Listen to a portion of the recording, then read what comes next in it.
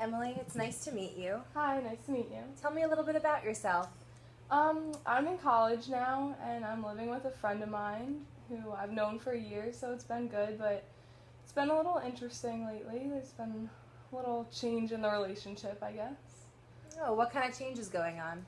I don't know, we used to get along so well, and now I feel like there's just a little bit of tension, but I'm not sure why. It's just a little awkward lately, and it's almost like we don't even talk like we used to. Like, sometimes we just kind of ignore each other, and it's very weird. Okay, so reflecting on that relationship, how do you feel about it right now? It's just like really stressful, and it's always kind of on my mind, especially because I have to go home and I just don't know how it's gonna react, and I don't know if we're gonna talk or not talk, and it's just kind of weird because we've known each other for so long, but something's changed for whatever reason. So Okay. Sharing that right now, do you feel like you have any insight to why things are happening? I was thinking at first maybe like school stresses or something like that, or maybe just one of us had changed and not realized it, but another difference that could be it is I have a boyfriend now, so maybe that's playing into it somehow. I don't know. Okay, can you tell me a little bit about your relationship with your boyfriend? I don't know. I like him obviously, but like he's very chill, but he tends to come over and hang out, and sometimes when that happens it's a lot of like tension between me and my friend Monica is her name. And that's kind of when it gets awkward and a little bit weird, but I don't know if that's actually why or I just think that's why. Okay, so you say it feels awkward in the room. Yeah. Alright, so if you go back to that mindset when the three of you are there, what thoughts and emotions are running through your head? Well, first it's like that anxious, like, oh, I don't know, like how she's gonna react, like does she not want him here, should I leave type of thing, like should I tell him to go home and like we'll hang out separately. But I don't know, I guess it's just kind of, and it does kind of hurt sometimes too because we used to be so close and I want to be that close again, but I don't know how to do that because I also don't want to break up with Craig just to like fix something with my friend, so Right. it's a tough situation. Have you communicated this with her before? No, not really. I'm really uncomfortable with confrontation, so it's kind of more of like a, I think we both know, but neither of us are actually going to say it because we're both too afraid to like make our relationship even more tense, I guess, if that makes sense. But the feeling that you have right now is pretty anxious and a little bit awkward and uncomfortable in your environment, so you definitely would like to change that. Yeah, Am I hearing you? Yes, definitely. Okay. There's a little activity I would like to try. Are you up for that? Yeah, let's try it. Okay, so it might seem a little silly at first, but it's kind of a role-playing activity called the empty chair activity, where you will play both yourself and the party that you're trying to talk to. So if you're trying to focus on a conversation between you and Monica, you will play yourself and then Monica. But as you change parts, you're going to physically move chair to chair and put yourself in that person's shoes. Okay. Does that make sense? Yeah, that makes total sense. Okay. So why don't we start out the conversation? So this could be a casual conversation with Monica. Okay. Okay? Mhm.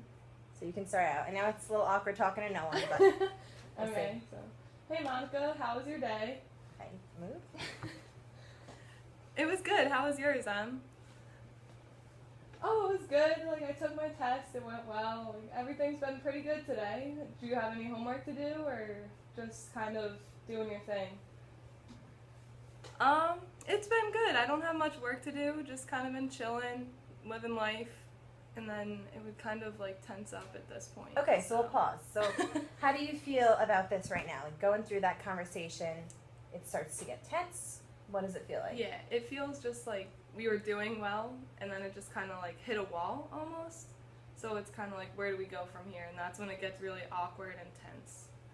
Okay, so it might be challenging to bring up that kind of elephant in the room that you want to talk about, like your friendship and how you think it might have changed. But sometimes I think the best approach is for you to just confront that. Okay. So I'm going to challenge you in this role play just to come right out and confront that. All right, so you can start. You can be go back to yourself and kind of confront that. Okay, so Monica, I know we've been friends for like ever, but I feel like there's just some kind of like issue between us and like some kind of tension. So like, did I do something wrong? You didn't do anything wrong. It's just that I'm not that comfortable with Craig around all the time because I kind of not his biggest fan. Like, why do you feel that way? Because I like him. I thought you would like him too because we're so similar. Like, can you explain, like, what's going on that made you feel that way? All right, I'm going to stop you here now. Okay. So as soon as you moved to the chair, you already kind of felt like she wasn't crazy about him? Yeah. Is that the kind of feeling that you've always been getting at home? Yeah, pretty much, because it's definitely easier to be more comfortable when he's not there, but when he is there, it gets very, like, I think we both kind of realize, subconsciously, consciously, whatever, that, like, he is almost the elephant in the room, if you will. So there's definitely a change in your relationship when he's present? Yes. Okay. All right, Yeah. you can continue. Sorry to interrupt you. Okay, no, that's okay.